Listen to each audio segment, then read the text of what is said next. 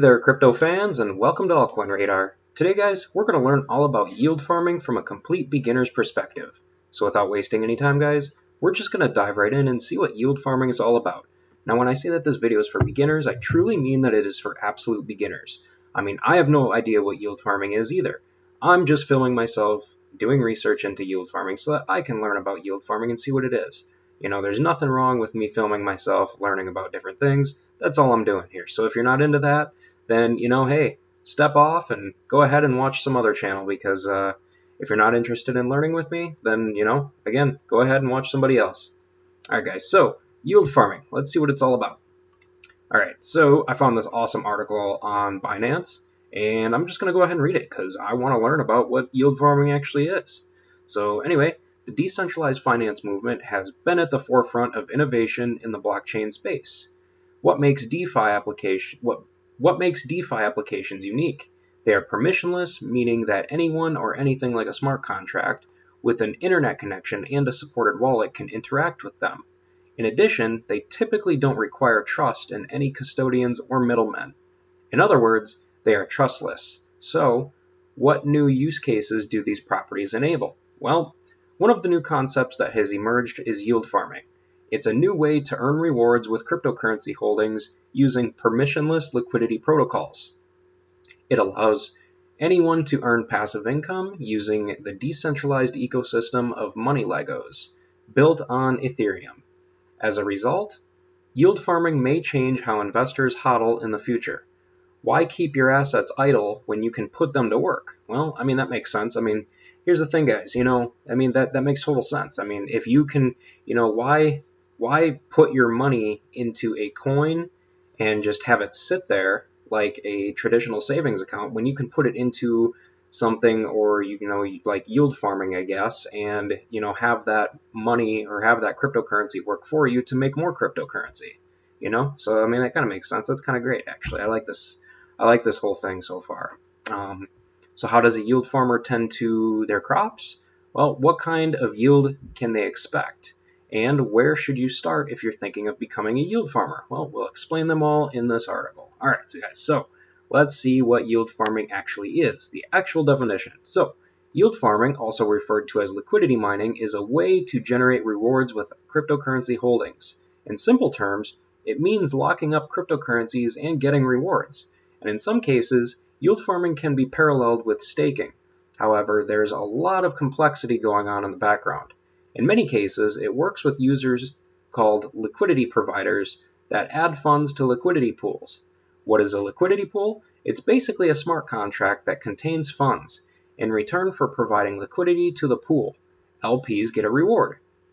That reward may come from fees generated by the underlying DeFi platform or some other source. Some liquidity pools pay their rewards in multiple tokens. Those reward tokens then may be deposited to other liquidity pools to earn rewards there, and so on. You can already see how incredibly complex strategies can emerge quite quickly, but the basic idea is that the liquidity provider deposits funds into a liquidity pool and earns rewards on them. That's pretty cool. Yield farming is typically done using ERC20 tokens on Ethereum, and the rewards are usually also a type of ERC20 token. This, however, may change in the future. Why? Well, for now, much of this activity is happening on the Ethereum ecosystem. However, cross-chain bridges and other similar advancements may allow DeFi applications to become blockchain agnostic in the future. This means that they could run on other blockchains that also support smart contract capabilities. Yield farmers will typically move their funds around quite a lot between different protocols in search of high yields. As a result, DeFi platforms may also provide other economic incentives to attract more capital to their platform. Just like on centralized exchanges, liquidity tends to attract more liquidity. Well, that makes sense. So, let's see what else we can learn here. What started the yield farming boom? Do we really want to know that? I'm not really sure. What is total value locked? How does yield farming work? Let's read about this. Yield farming is closely related to a model called automated market maker, AMM. It typically involves liquidity providers and liquidity pools. So we're going to see how it works. Liquidity providers deposit funds into a liquidity pool. this pool powers a marketplace where users can lend, borrow, or exchange tokens. The usage of these platforms incurs fees, which are then paid out to liquidity providers according to their share of the liquidity pool.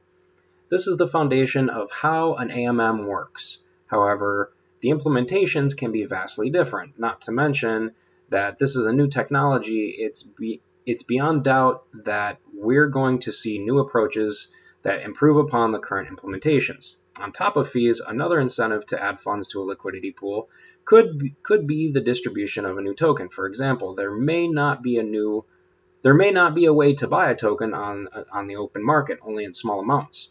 On the other hand, it may be accumulated by providing liquidity to a specific pool. The rules of distribution will all depend on the unique implementation of the protocol. The bottom line is that liquidity providers get a return based on the amount of liquidity they are providing to the pool. So, the funds deposited are commonly stable coins, pegged to the US dollar.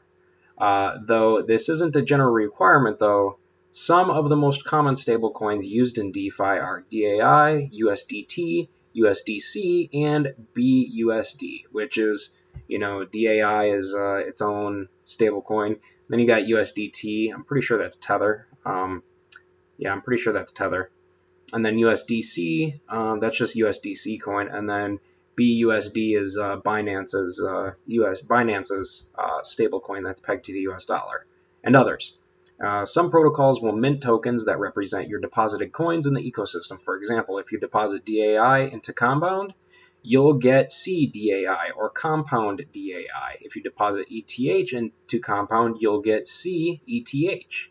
So, as you can imagine, there can be many layers of complexity to this. You could deposit your CDAI to another protocol that mints a third token to represent your CDAI that represents your DAI, and so on, and so on. These chains can become really complex and hard to follow.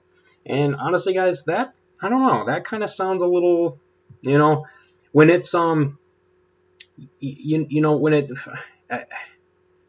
if you're putting in DAI and then it's coming out as CDAI, if you're putting it into Compound, I don't know, that whole thing right there, that seems a little complicated to the average person. If people are technologically advanced, I mean, you can't, here's the thing, guys, you can't forget there's other people here that are in the crypto space. It's not just technologically advanced people. And I mean, that doesn't mean they're stupid or anything. It just means that they don't understand it. And that's completely normal. This is the world. I mean, not everybody is going to be as smart as everybody else. And that's the thing people got to realize here is, I mean, this kind of stuff right here is going to be confusing for the majority of the public, as far as moving forward. Whereas the people who are really only going to really understand this are people who are more technologically advanced and understand this stuff. But, I'm not complaining or anything. I'm just saying that, I'm just trying to put forth, something that most people probably don't think about here. So yeah, that's the way I'm looking at it. I'm trying to see it from all angles here, not just somebody else's angle. So anyway, let's see how yield farming returns are calculated. Typically, the estimated yield farming returns are calculated annually. This estimates that the returns that you could expect over the course of a year. Some commonly used metrics are annual percentage rate, or APR, and annual percentage yield, APY. The difference between them is that APR doesn't take into account the effect of compounding, while APY does. Compounding, in this case, means directly reinvesting profits to generate more returns. However, be aware that APR and APY may be used interchangeably. It's also worth keeping in mind that these are only estimations and projections. Even short-term rewards are quite difficult to estimate accurately. Why? Yield farming is a highly competitive and fast-paced market, and the rewards can fluctuate rapidly. If a yield farming strategy works for a while, many farmers will jump on the opportunity and it may stop yielding high returns. That's true. I've seen that happen before. As APR and APY come from the legacy markets, DeFi may need to find its own metrics for calculating returns. Due to the fast pace of DeFi, weekly or even daily estimated returns may make more sense.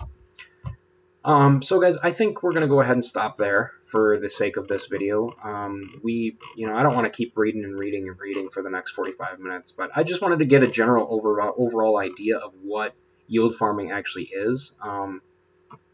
But you know what? Now that I'm seeing this kind of stuff, I kind of want to see these other things. We're going to take a look at the risks of yield farming real quick and yield farming platforms and protocols as well. So we're going to look at that real quick before we go ahead and close this up. So let's scroll down here. Where are we at?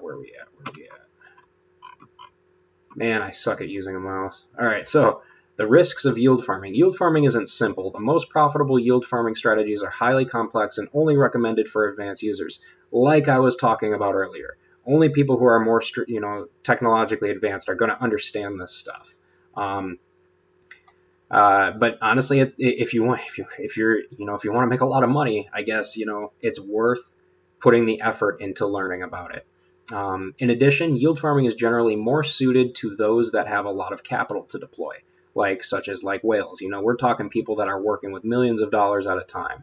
We're not talking about people who are putting in $100. I mean, you're trying to make money off of $100. It's not going to compound into something that's too magical within a year or two. If you want to make the big money, you're going to have to put in $2.5 million or,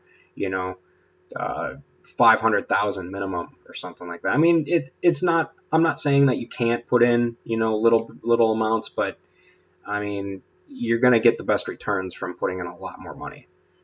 Yield farming isn't as easy as it seems, and if you don't understand what you're doing, you'll likely lose money. We've discussed how your collateral can be liquidated, but what other risks do you need to be aware of? One obvious risk of yield farming is smart contracts. Due to the nature of DeFi, many protocols are built and deployed by small teams with limited budgets. This can increase the risk of smart contract bugs. Even in the case of bigger protocols that are audited and by reputable auditing firms, vulnerabilities and bugs are discovered all the time. Due to the immutable nature of blockchain, this can lead to a loss of user funds. You need to take this into account when locking your funds into a smart contract. In addition, one of the biggest advantages of DeFi is also one of its greatest risks. It's the idea of composability. So we're going to see how it impacts yield farming real quick. As we've discussed before, you guys, DeFi protocols are permissionless and can seamlessly integrate with each other. This means that the entire DeFi ecosystem is heavily reliant on each of its building blocks. This is what we refer to when we say that these applications are composable. They can easily work together. So why is this a risk? Well, if just one of the building blocks doesn't work as intended, the whole ecosystem may suffer. This is what poses one of the greatest risks to yield farmers and liquidity pools. You not only have to trust the protocol you deposit your funds to, but all the others it may be reliant on. That makes sense, you guys. Honestly, it really does. Yield farming platforms and protocols. So we're not going to read this. We're just going to read some examples. You got compound finance. Compound finance is an algorithmic money market that allows users to lend and borrow assets. And then we've got Market DAO. Market is a decentralized credit platform that supports the creation of DAI, a stablecoin, algorithmically pegged to the value of the US dollar. All right, and then we've got Synthetics. Synthetics is a synthetic asset protocol. It allows anyone to lock up or stake synthetic network tokens, or ETH, as collateral and mint synthetic assets against it. And then we got Aave, or AAVE. I don't know how to pronounce this. I don't know if it's Aave or what. But Aave is a decentralized protocol for lending and borrowing. Interest rates are adjusted algorithmically based on current market conditions. All right, and then we got Uniswap. This is probably one of the biggest, most popular ones. They're moving a lot of money on a daily basis, and it's crazy. I've looked at it before on CoinMarketCap, and they are just moving a ton of money every day. So we got Uniswap, which is a decentralized exchange protocol that allows for trustless token swaps. Liquidity providers deposit an equivalent value of tokens to create a market. Traders can then trade against that liquidity pool. All right, and then we've got Curve Finance. Curve Finance is a decentralized exchange protocol specifically designed for efficient stablecoin swaps. Then we got Balancer. Balancer is a liquidity protocol similar to Uniswap and Curve. However, the key difference is that it allows for custom token allocations in a liquidity pool.